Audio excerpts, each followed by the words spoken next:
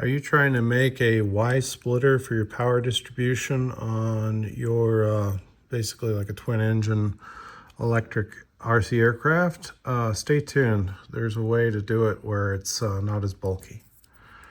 So getting into it, I made a Y splitter. It takes power in from the battery right here and splits it off to two ESCs as seen here, using conventional wires and all that. And I got a little JST for power in like a FPV or whatever.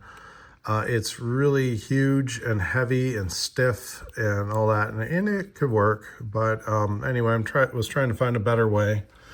So on Amazon, I found copper sheet, like so, and it's pretty easy to cut. I got 20 thousandths thick. I forget the gauge on that, but you can see it right here. So anyway, I cut little pieces to different sizes, and I tried various things. I tried this big piece and made like a T intersection and was just doing it right here on the table. It's a little tricky to get the helping hands to work in that kind of scenario.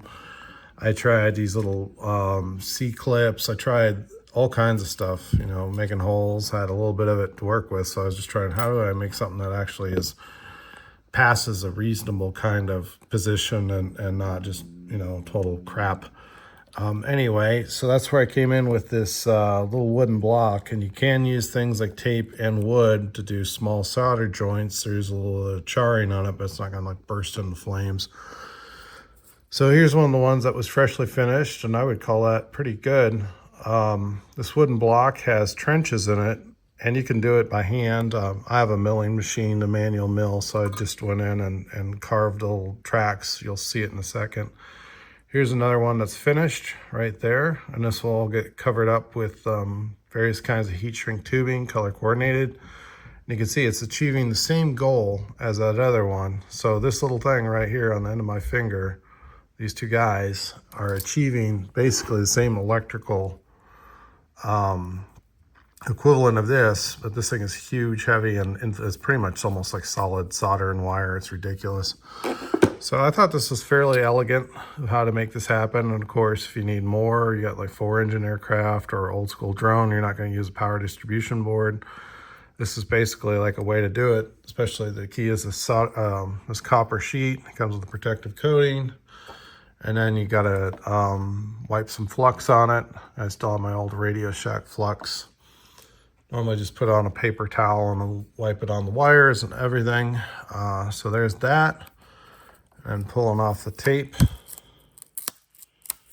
You can see it burnt the tape a little bit, but it's, you know, for what you're doing, it's fine. If you go off and watch a movie or take a smoke break or something, yeah, that'd be bad. Let's see if I can get this off. It's all cooled down by now too. There we go. So just a little piece of scrap wood. And I did a grid of what I wanted to have in there with a graphic ruler. These guys are highly indispensable.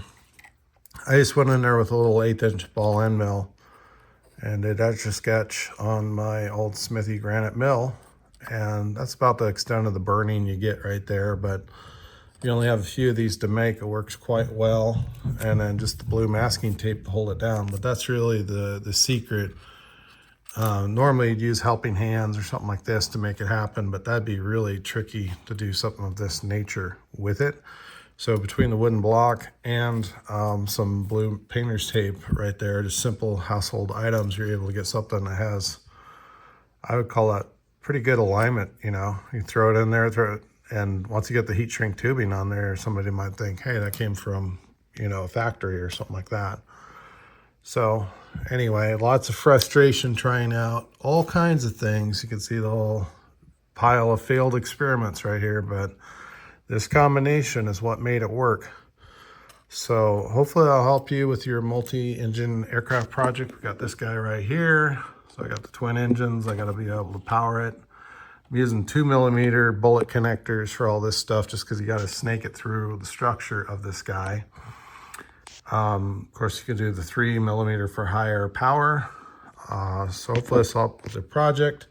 Check out the link in the description below for things like this copper sheet. It's very nice, good price, and it's like a lifetime supply. You get 4x4-inch sheets. I think you get 8 of them. So yeah, it'll keep you going for a while. Maybe do like a group buy with some buddies or something like that.